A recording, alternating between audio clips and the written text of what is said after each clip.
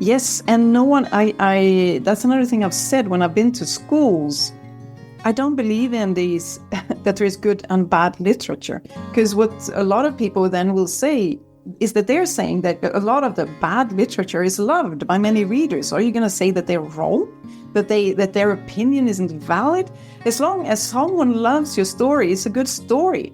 But no one will love it, no story will be loved by everyone, and that's normal. That's fine. Luckily, we are different. We can see it in everything. We can see it in contests. No one ever gets all points and everyone else gets none. If we look at artistic, or even if we look at presidential elections, they never get 100% of the votes. So it's, if we cannot think that everyone is going to love it, then forget it. That's not going to happen. But most likely someone will. And we should start with making sure that we love it. So that I love my own story. That is, again, this, instead of going and thinking, yeah, but maybe I should have written better like this, or maybe my language isn't good enough, and just love your story, get it out there, and you can always improve. And but we don't have to make it about trying to make it perfect, trying to make it something everyone will like, because that's not going to happen either way. Hey everyone, welcome back to Living the Next Chapter. I have an author joining me from outside of Canada, where I am, which is great. I love that I can travel the world with a microphone and headphones and talk to some amazing authors from around the world. Today is another great example of that. And Annika's on the podcast today. We're going to be talking about her journey as an author, all of the great things that she's writing. And we're going to encourage you as an author in our conversation today to do the thing, to write the book, share your story. And Annika's here to help us with that. Welcome to the podcast. Nice to have you here. Thank you so much. It's very nice to be here. And it was really interesting in our pre-talk to realize how much you're doing this because of your own interest. And it's always additional fun that it's not going to be broken with lots of commercials. So I'm happy to be here to have a nice conversation with you. Yes, and with that, let's go sell a mattress. No, I'm kidding. Exactly. No, we're not going to break up our conversation. I love coming and doing this with my guests because it's all about you. At the end of the day, this whole episode is about you and your journey as an author. You've done something I haven't done. You have done something that our listeners haven't done yet or may never do. You're an author, and we're here to celebrate you. So glad to have you here on the show. And I could tell everybody where you are in this beautiful world of ours. I am in Sweden, so pretty much on the same wavelengths, not wavelengths, but on the same part of the world, but more east. So in Sweden, Northern Europe. So and now it's afternoon, when you and I are recording this, then it's probably morning for you, and whenever someone is listening. So it's beautifully warm. I have my window covered with a dark curtain to not get too much sun, which is so unusual for Swedes and possibly Canadians to shut out the sun, because we're usually so happy about it. But today I do so I won't be too hot. But live in Sweden. Amazing. So for those who haven't been to Sweden yet, is there something that you would point people to as a new visitor to Sweden? You must try this food, you must see this place. Where would you send a new visitor to Sweden?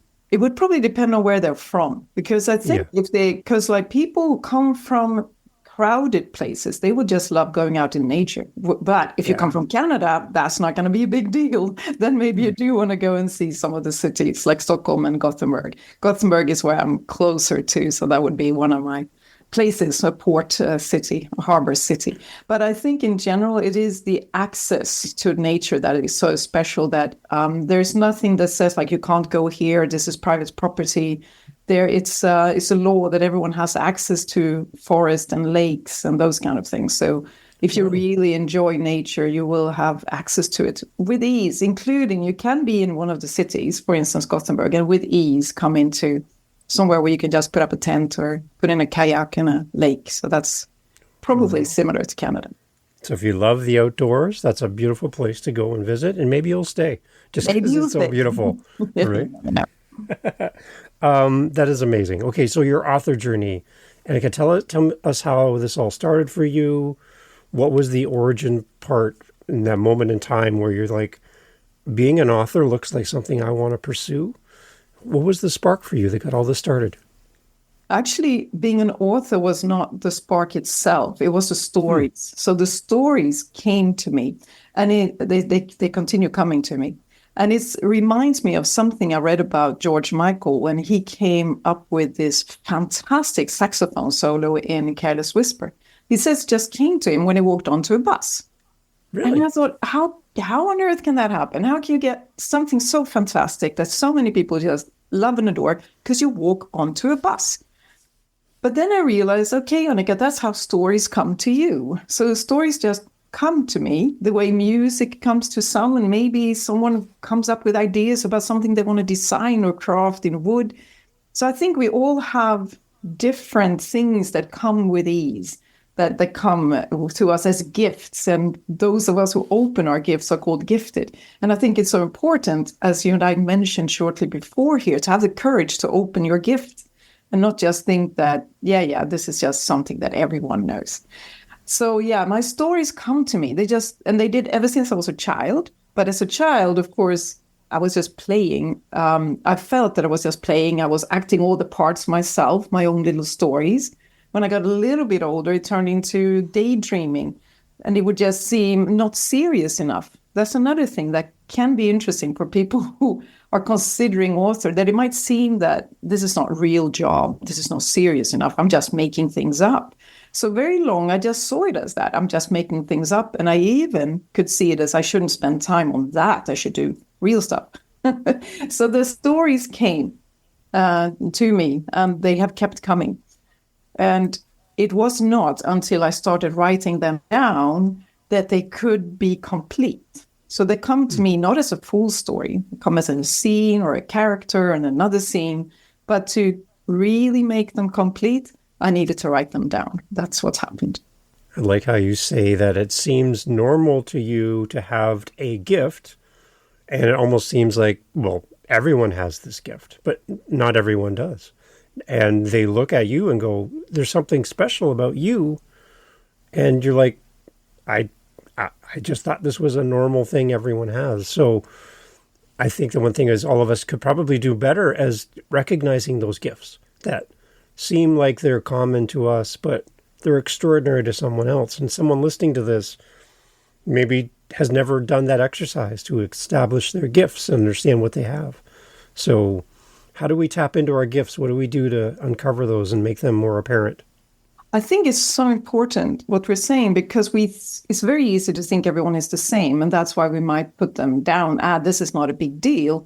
So sometimes it can help to ask others because we don't see it ourselves. So it's like, what do you think I do that seems special? It can be something we do ask ourselves. And I also do, in addition to writing, I also coach people, and especially leaders. And some of the exercises I have is, what were you great at when you were a kid? What did you love to do?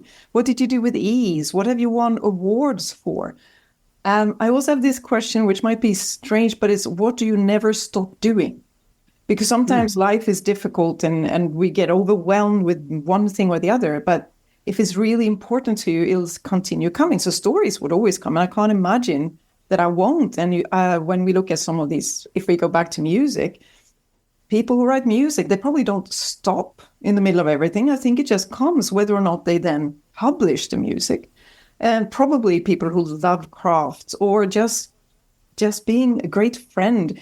So I think that's one way. What is it you never stop doing, regardless of what happens in life around you? That can very well be one of your gifts. It's one of the things that makes you you. So I think it is worth figuring that out, to ask yourself these questions and to ask people around you, what is it that I do that seems different or unusual? And we might be whoever asks this to their friends might be very astounded. Oh, is that a special thing? Because we might not know. Yeah, I was having a conversation with somebody recently, and the question we had back and forth was, what are you known for by the people that in your life, your friends, your family?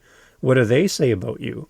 Because you might be like, oh, like I never thought about that in that context. But people talk about you and say, oh, Annika, she does this, this, and this. And you're like, oh, I never realized that I do those things. Like that's right, just natural to me. So listen to other feedback as well, and that'll help you on your journey, especially as an author. Definitely. I think so too. And what we said, so the first stories, and they came, and I wrote them down to kind of get them out of my head.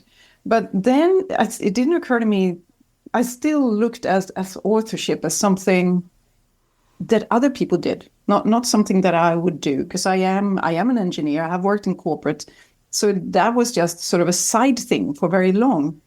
And especially since I started this long back when I didn't even have a computer, and writing things by hand takes for like forever. So I just didn't do that. And then we had typewriter, also a bit hopeless and clunky. So it wasn't until the computers came and were easily accessible that I started really writing. And by then I had lots of stories in my head that had not yet been written. Then I had another, and this is a little bit of a funny story about one of the books. The first book, which is in Swedish, is called Jenny Jenny. The English translation is called Love, Guilt and Motorcycles. So I had written it, but we're talking about probably even the 1990s that I started writing it just for me to get it out of my head.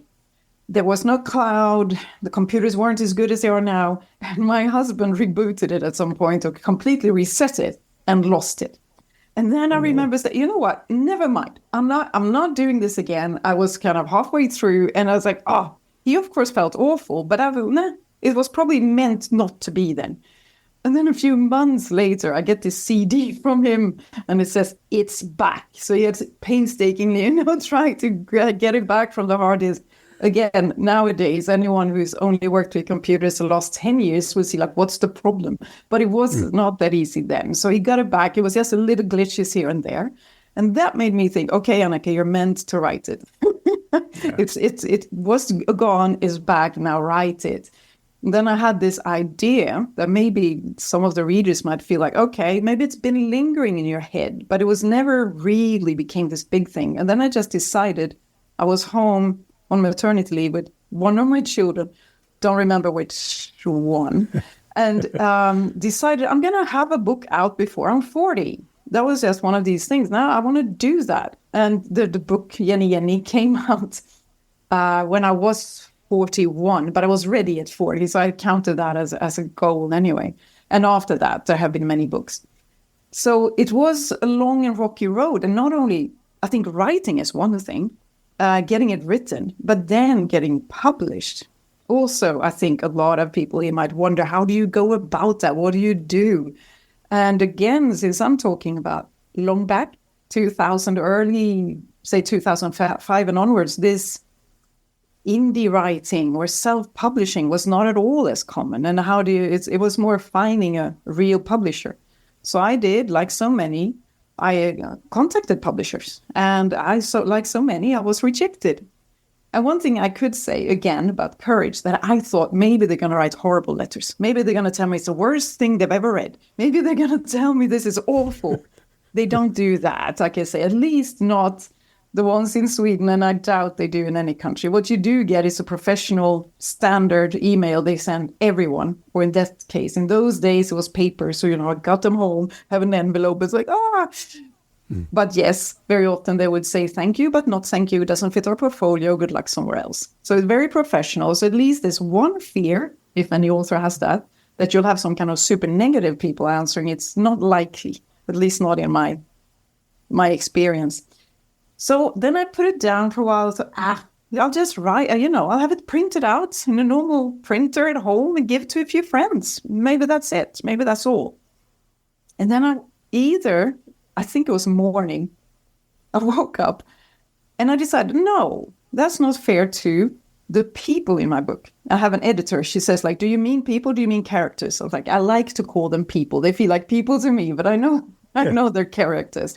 And I felt like I owe it to Jenny, Agneta, Diego, Peter, Keivan, a lot of these people in my first book, to let more people get to know them. So I wanted to give it yet another go. And depending on how much you believe in serendipity and destiny and things, but I was just reading the local paper where my parents lived. And there was about a fairly new publisher. They had only had out 1 or 2 books so far. And they said they wanted books that were different and that would be for youth and hopeful.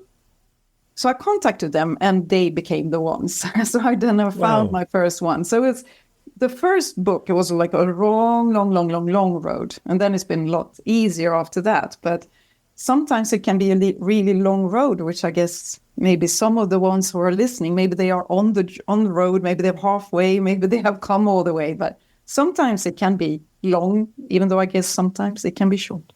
Talk a little bit about writing for your Swedish audience, yes, and an English-speaking audience. Yes. Because you have a superpower. Let's go back to the beginning of our conversation. You can do something that other authors can't. You can write in more than one language. And to you, that's normal. To everyone else, they're like, I can't write in Swedish. There's no way I could do that. No. So talk a little bit about that. How difficult is it for you to think in two different languages? Because there's different things that mean different things in different cultures. Definitely, how do you bounce back and forth between the two? Yeah, and first the idea, because first I wrote only in Swedish, and then I was still working in corporate, great colleagues, including a Scottish guy who said, Annika, you should write in English. Swedish market is way too small. And I told him, Neil, I'm happy that you think my English is good enough, but what the English we use at work is completely different from writing prose. Mm-hmm. So I put it on another idea that was just on the shelf for like forever.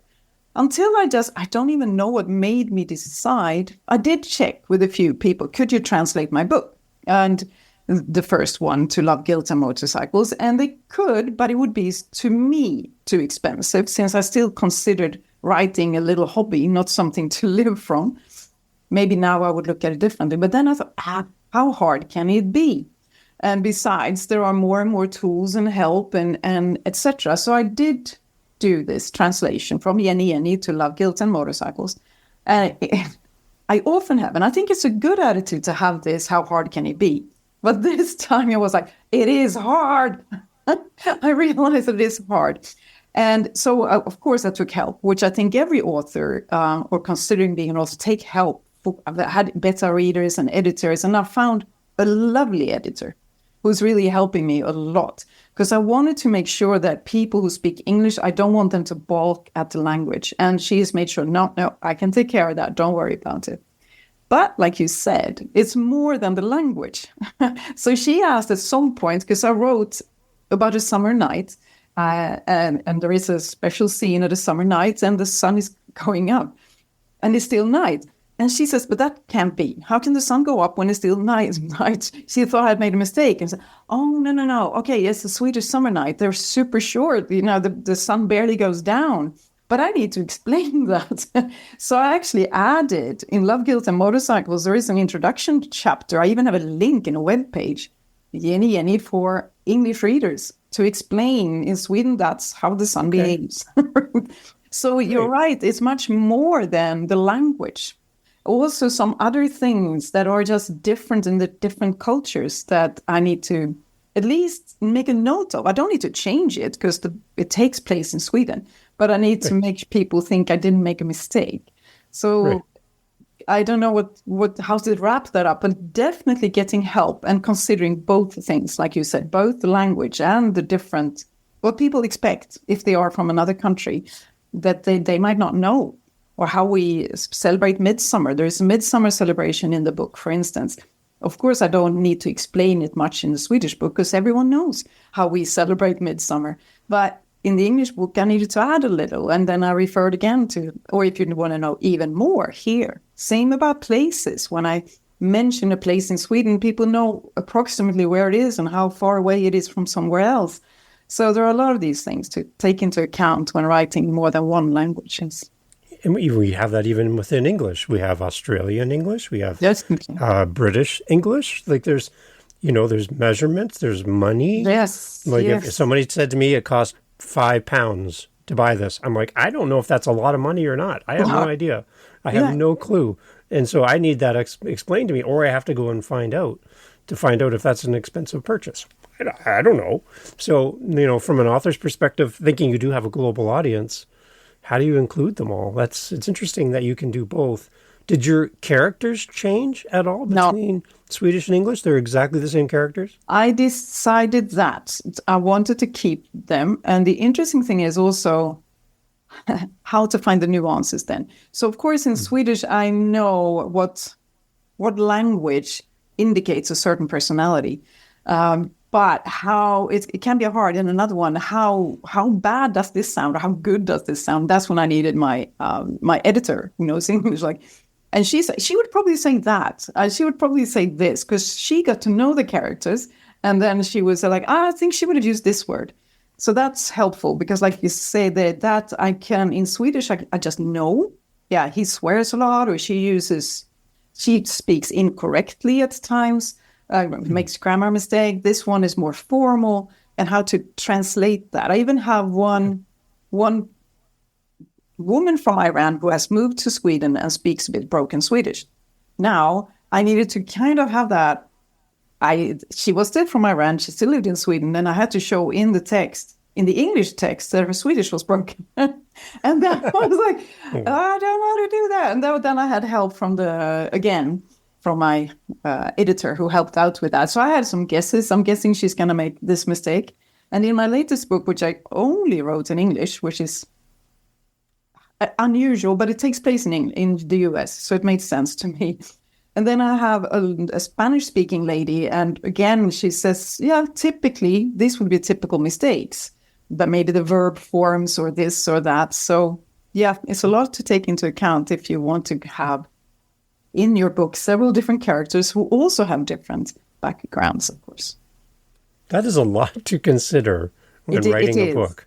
There's a lot of moving pieces, right? Yeah, it is. And I think every author does it differently. I heard about Margaret Atwood, how she made I'm just assuming it's Excel, a big Excel sheets with years. So what is happening in the character's life, what is happening in the world, what is happening, and puts it out on a line.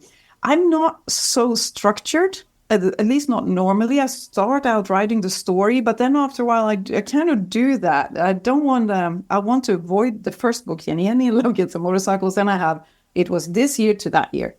And then I realized, that's a bit, I have to really be on my toes. So on purpose now in Rabbit Face, the latest series, then I am not saying where it is or what time it is. It's somewhere in Oregon, state of Oregon, and it's somewhere contemporary. But I still needed to know for myself, okay, how old are they? Because it spans over a few years.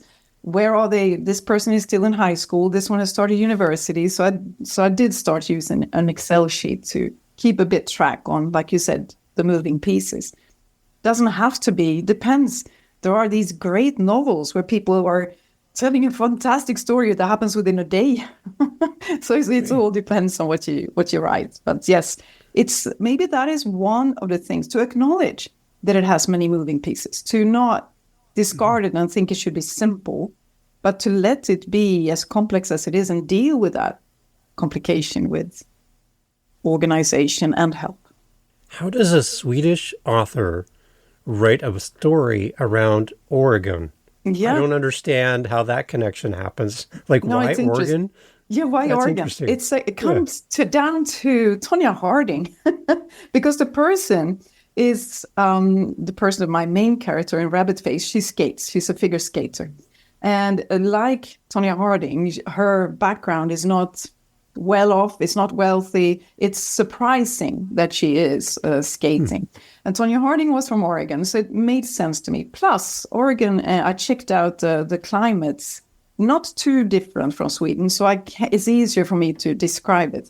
And I have a friend from Oregon, and I haven't visited her. I've kept telling her, but she's been sending me photos, and I've asked her things, and so I can have that.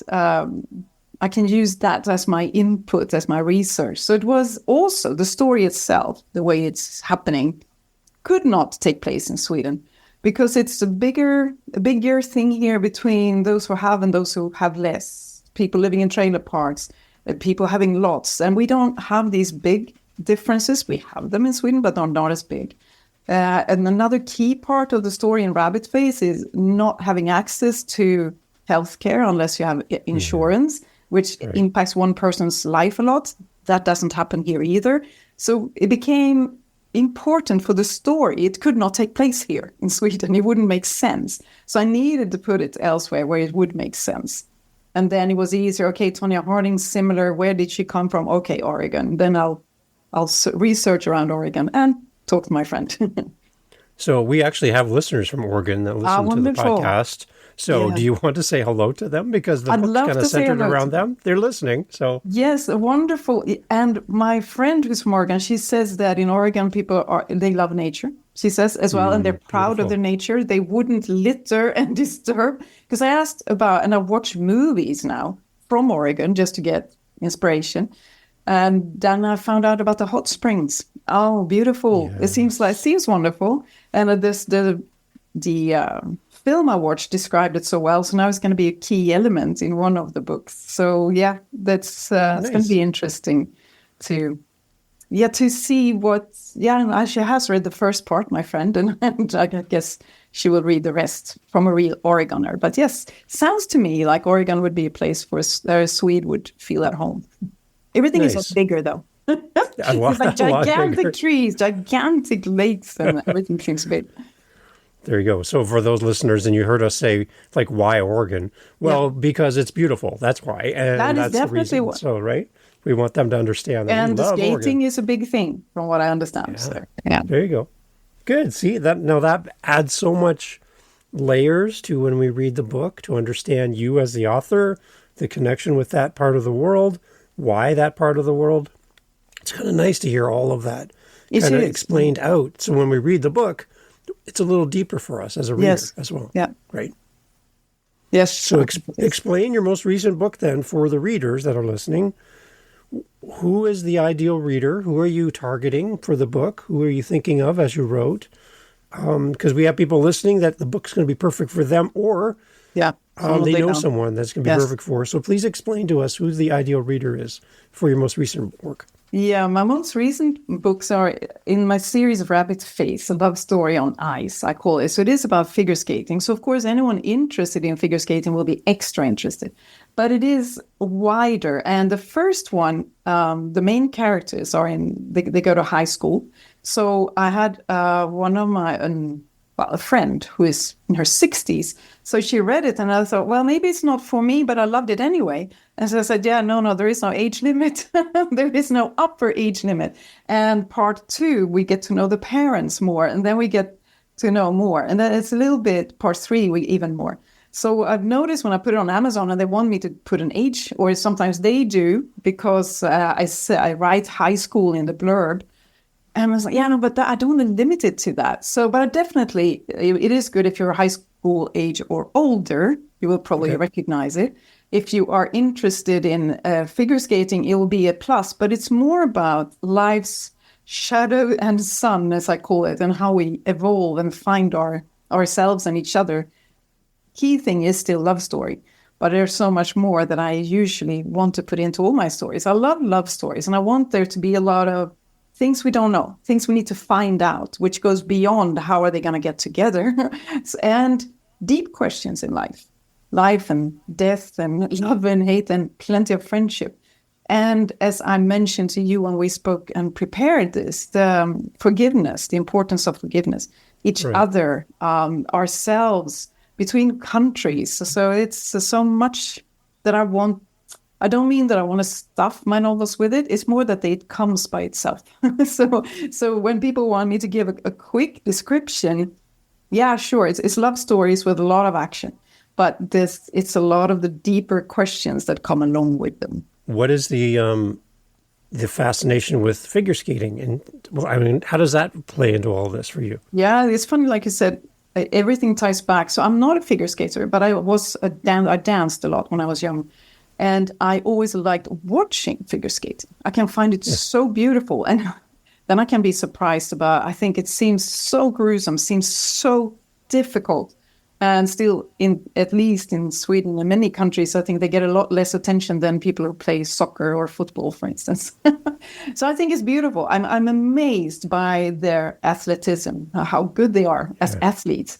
And I think it's beautiful. It can be so beautiful, especially pair skating can be wonderful to watch. So I've always liked watching it myself. And then being a dancer, I can really enjoy that. So why that idea came, I don't really know. So I often have these ideas come from different sides. When it comes to Rabbit Face, she has a challenged face. I don't want to spoil too much, but she has an injury from when she's small. And that idea came from when I was sitting in a waiting room at a hospital to check up. It was during one of my pregnancies. Took up a little leaflet, and it was about the handicap of being ugly. And I thought, that's ridiculous. That's not a handicap. A handicap if you're blind or you've lost your legs, or how can you call that a handicap? And this leaflet they had illustrated, someone had painted people. So it wasn't photos. That would have been horrible, of course. That would have been nasty. Yeah. But then there were pictures, and I said, oh, okay, yeah.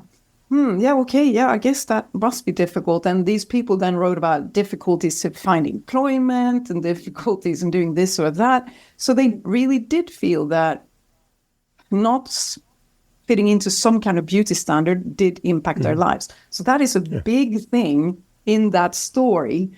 But then it's also the reason for the name, the title, Rabbit Face.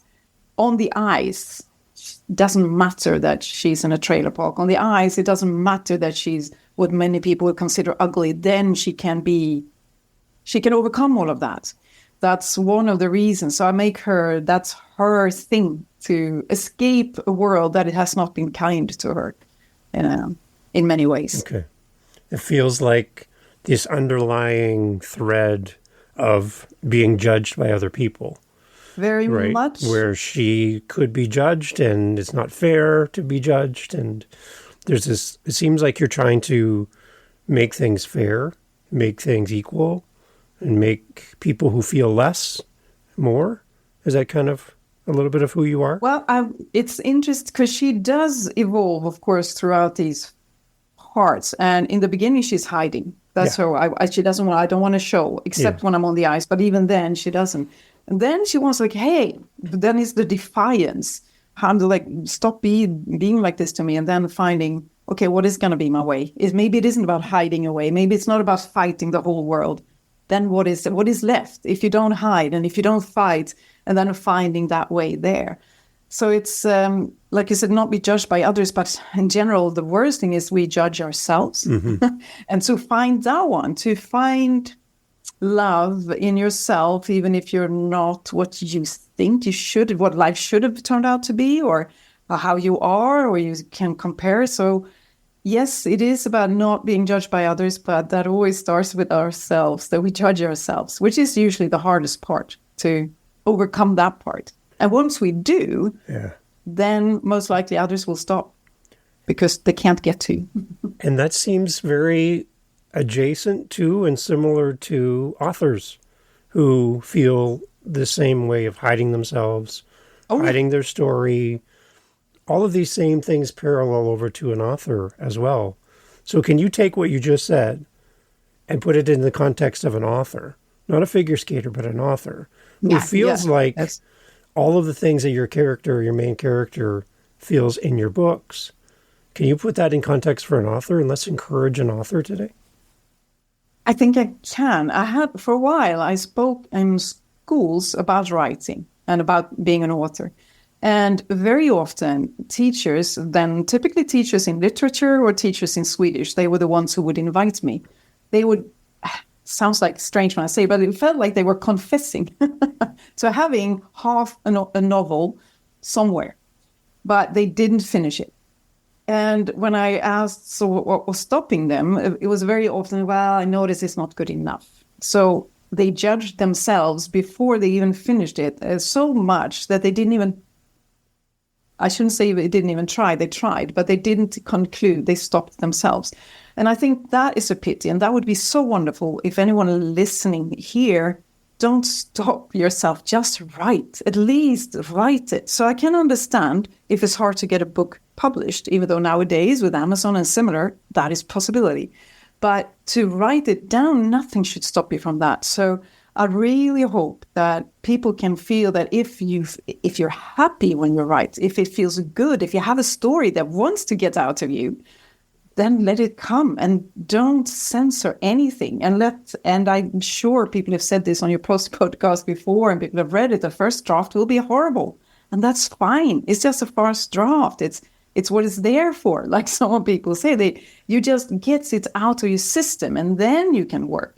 And that work, then we go from this invisible part when it's just yours. Because as long as we have it inside our heads or our bodies, It's mine. And that can feel so strange. I do have that every time it goes from someone else, even if it's from me and to my husband, who gets to be the first beta reader. It can almost feel like I'm giving away my baby, and like, please be kind to my baby. Yeah. Don't be nasty to my baby. And I think if you are struggling as an author with your first, at all writing it, be sure that the first people are not going to be too harsh.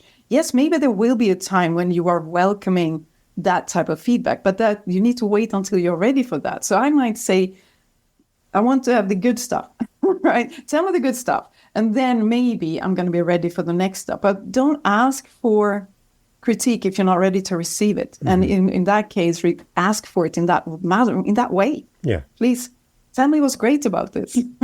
And I think that's something that can help us. Because yes, when it's still in ours, it's invisible, it's our baby. And then to put it out there, that is scary. And to go back to figure skating as well, like it's such a beautiful sport. But there's probably, as a figure skaters, I would think that they deal with judgment and fear. I'm going to be judged by others. I'm going to judge myself on my performance. But there's beauty in that when they can let all that go and do what they do. And again, to them, it seems natural to be a figure skater. To the rest of us, it seems like superpowers, to be able to do what you can do. But to them, it's like, that's just a normal day. Right? So all of the things we talked about has coming full circle in our conversation, right? Yes. So for the authors, don't fear the judgment. It's a beautiful thing that you can do to share a story. So don't be afraid of that. Get out there and share your message. It might seem normal to you, but to everyone else, it seems unique and special. Yes. And no one, that's another thing I've said when I've been to schools. I don't believe in these, that there is good and bad literature. Because what a lot of people then will say is that they're saying that a lot of the bad literature is loved by many readers. Are you going to say that they're wrong? That their opinion isn't valid? As long as someone loves your story, it's a good story.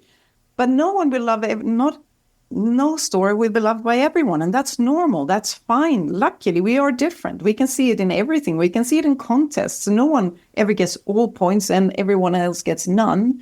If we look at artistic, or even if we look at presidential elections, they never get 100% of the votes. Right. So it's, if we cannot think that everyone is going to love it, then forget it. That's not going to happen. But most likely someone will. And we should start with making sure that we love it. So that I love my own story. That is, again, this, instead of going and thinking, yeah, but maybe I should have written better like this, or maybe my language isn't good enough, and just love your story, get it out there, and you can always improve. And but we don't have to make it about trying to make it perfect, trying to make it something everyone will like, because that's not going to happen either way. Great. See, okay, like time is flying by talking to you. I love this. Let's talk about, for the people listening, they want to connect with you as a reader. They want to follow up with you after hearing this conversation. They have questions for you. They just want to meet their favorite author and talk figure skating and Oregon and Sweden. They want to talk about everything. But they want to reach out to you. How do they do that? And after that, I have another question to kind of wrap up our conversation. But where do we go to connect with you and get the books as well? Yes. So on Amazon, you can just look for my name, Annika Rosendahl, with HL in the end. Then I have this book about beyond efficiency for those who look for time to write. And that one can be found via my own homepage, which is annikarosendahl.com. And then if you then go for Timefinder, you will find the book. And if there are Swedish listeners, and I believe you said that there might be, they can find it all on annikarosendahl.se.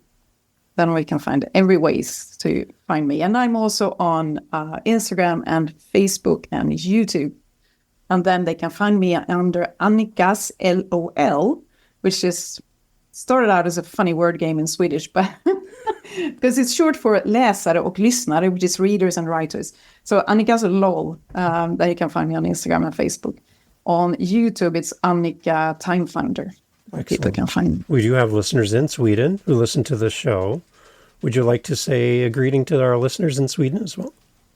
Ja, det gör jag gärna. Och roligt att ni lyssnar på Davids podcast om författare. Hoppas ni tycker om det här avsnittet. Excellent. I'm like, that sounds beautiful. I love your language. My final question for you as we kind of wrap up. If you were able to sit down with your lead character from your most recent series, they come up, they skate over to you on the ice, they skate over to you, and you have the chance to ask them a single question that you as the author do not know the answer to of your main character. Now, this, without giving any spoilers or wrecking anything in your story, we want to buy your books. Is there a question that you do not know the answer to that your how character... she would feel. Yeah. That is weird, since of course I feel like I know her.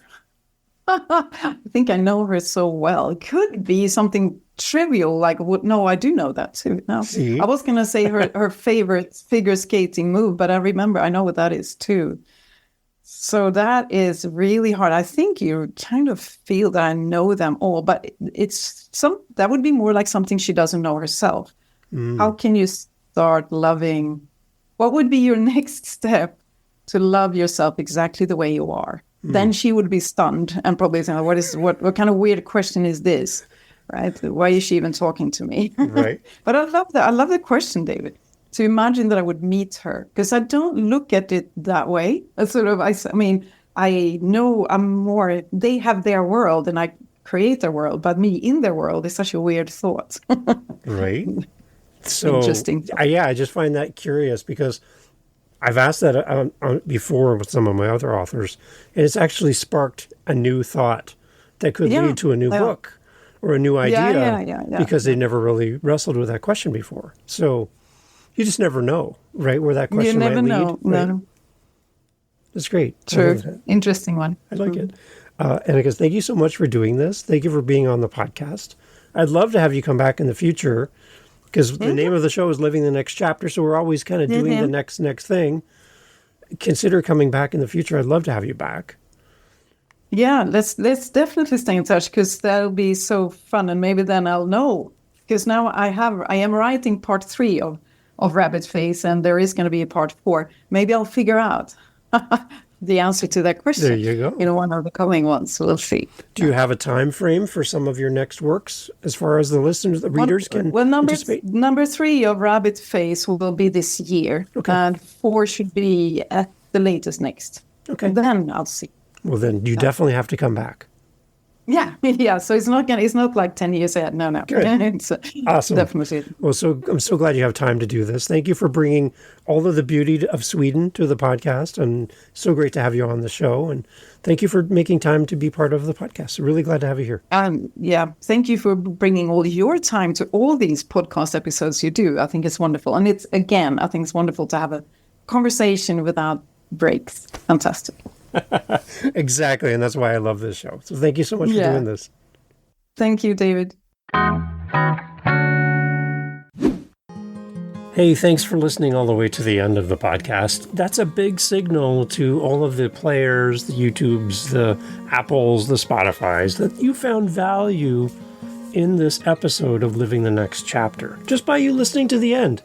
You just sent a huge bat signal out to the app saying this was a great podcast, a great conversation. So you listening to this point, you've done your job. I have one more ask of you. If you know anyone that would benefit from this conversation, would you share this episode with them? Would you just send them a message, send them the episode, tell them about this episode, tell them to go livingthenextchapter.com to get all the information about the podcast. Can you do that for me? Because the more people that hear this message, this episode, the better. I want to support these amazing authors. And I know you do as well. So sharing this episode really helps. And I appreciate you. See you on the next episode. And thank you for listening to Living the Next Chapter.